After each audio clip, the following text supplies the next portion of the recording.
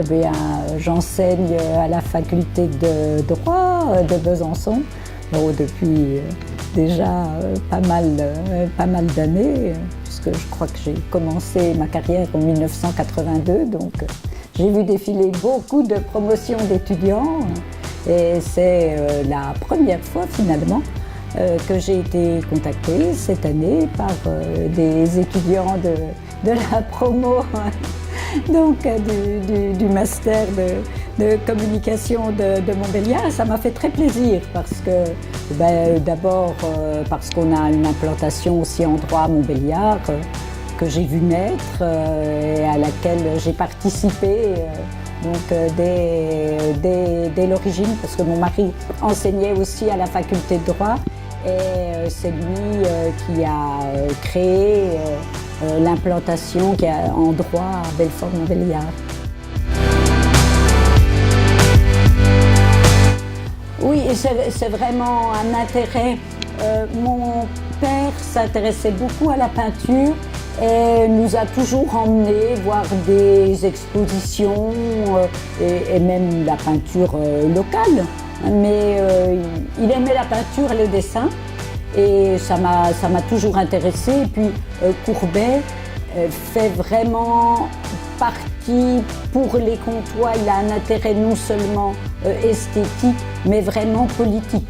Donc c'est aussi l'intérêt pour les idées politiques que j'enseigne par ailleurs qui fait que je m'intéresse doublement à Courbet à cause de la politique et de l'histoire politique et puis à cause de la peinture.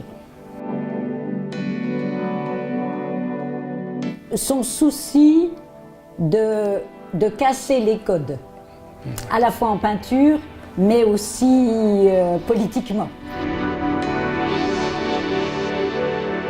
Ce sont vraiment ses racines et c'est comme disons, sa famille est vraiment entièrement liée à la ville, à l'histoire de la ville et on peut dire que Ornans, ça fait partie de sa famille.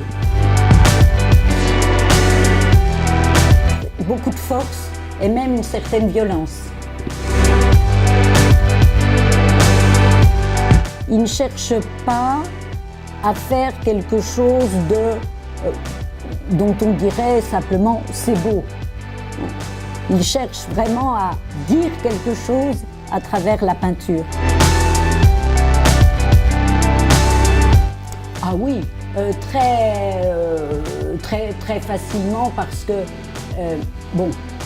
d'abord il est vrai que la nature est très présente parce qu'il va d'ailleurs inspirer beaucoup sur ce point ceux qui viendront après, les impressionnistes. Ce sont donc les peintres qui sont d'abord allés dehors peindre ce qu'on appelle vraiment en extérieur, dans la nature et sur le motif. Et donc qui vont aller planter leur chevalet dehors. Et c'est d'abord la représentation de la nature et du paysage. Et puis, bien sûr, les animaux, mais qui font partie du paysage. Oui, mais ce qui est assez curieux, vous verrez qu'il y a en particulier un tableau, je vous le montrerai après, représenté, où il peint un chamois, mais alors qu'il est à Paris, et il a pris en fait, très curieusement, une gazelle du jardin des plantes, alors que, à coup sûr, c'est un vrai chasseur, il sait très bien ce qu'est un animal de nos forêts, et il peint tout autre chose. Donc, beaucoup s'interrogent sur ces anomalies de la représentation animale dans les tableaux de Courbet. Comment se fait-il que quelqu'un qui connaissait si bien la nature, qui était chasseur, ait pu représenter ainsi certains animaux avec des anomalies? Et là, il y a des interprétations psychanalytiques de ces anomalies. Très certainement qu'il allait enfant avec ses oncles ou des amis de son père à la chasse et à la pêche. Et ensuite, très régulièrement, chaque fois qu'il revenait à Ornans, il allait à la pêche ou à la chasse, déjà comme aujourd'hui on dirait un loisir, mais ça faisait vraiment partie de sa vie. Ah oui, disons que c'est identifié pour des Comtois et pour des Ornanais. Les lieux sont bien identifiés. Et également autour de la ferme familiale de Flagey qui est sur les hauteurs d'Ornans, ou bien pour la pêche. Ce sont des endroits qui sont reconnaissables, repérables, parce qu'il y a à la fois des sources, des grottes, et donc on peut les identifier, oui.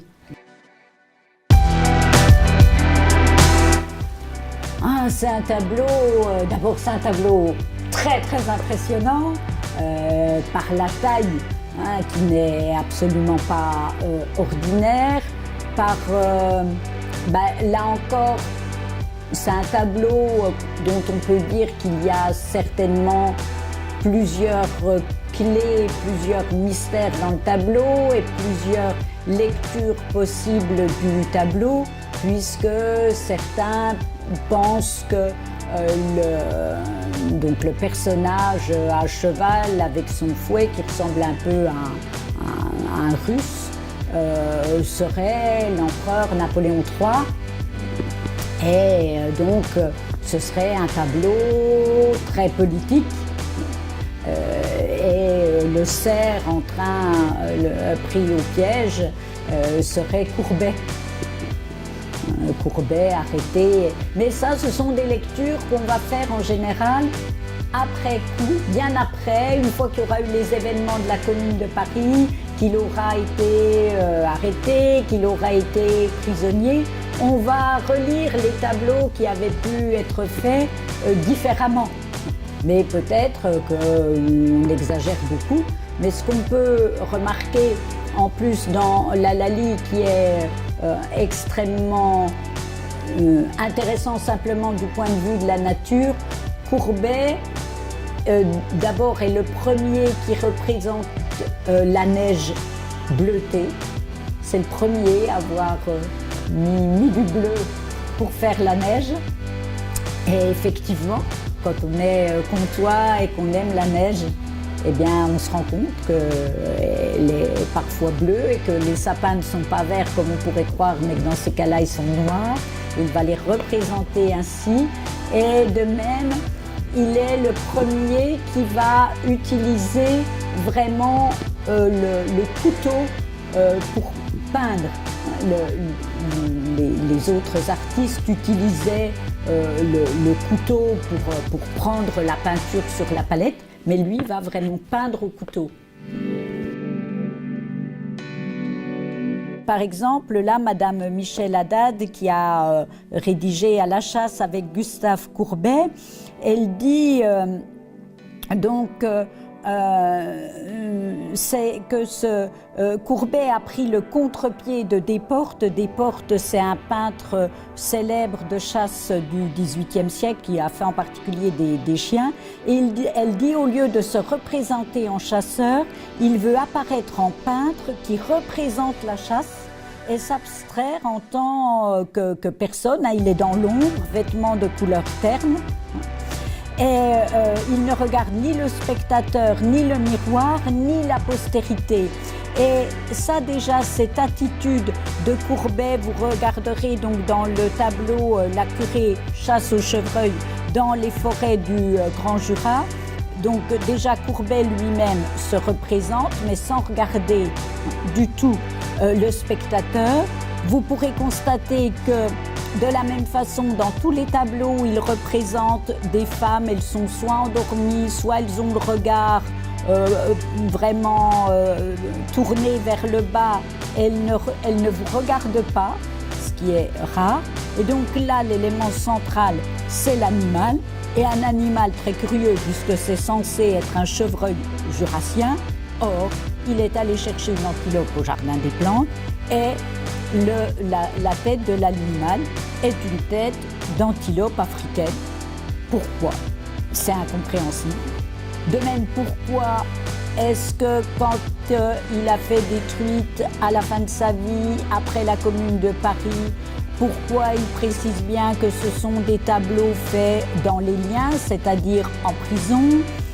Il les signe en rouge et c'est vraiment l'animal avec l'hameçon dans la gueule. On a vraiment la sensation que c'est tout autre chose qu'une truite qu'il représente tous les prisonniers du monde. Donc ça c'est assez mystérieux et on pourrait dire également, vous regarderez dans les tableaux de paysage l'importance de la roche, c'est-à-dire qu'il peint la montagne comme si c'était aussi un personnage, comme si la montagne était vivante. Elle prend là aussi toute la place dans le tableau et surtout quand à la fin de sa vie, qu'il est en exil en Suisse, il va représenter les Alpes suisses et vraiment la montagne envahit complètement, il n'y a que la paroi rocheuse sur le tableau et on a l'impression que la paroi rocheuse va vous absorber. Et il y a une force incroyable et cette force, on la retrouve aussi, par exemple, dans le tableau dont on parlait, là, dans la Curée, on trouve aussi la force dans les arbres, dans le tronc des sapins, la force de la nature brute, mais cet univers minéral, on le retrouve aussi quand il représente, et c'est un tableau qui va faire scandale, il va représenter des casseurs de pierre. Or, si on représente des métiers, dans la peinture de son époque, on représente des métiers nobles où, disons, on va pas représenter le casseur de cailloux au bord de la route avec son pantalon déchiré. Ça, c'est le premier à le faire. Ça fait scandale. Et là encore, c'est un discours social à travers la peinture. Voilà. Que finalement, ils partent tout au long de la vallée de la Loue sur les traces de Courbet et qu'ils regardent le paysage comme a pu le regarder Courbet, c'est-à-dire comme si tous nous partions pour devoir peindre le paysage et regarder le paysage autrement à travers les yeux de Courbet.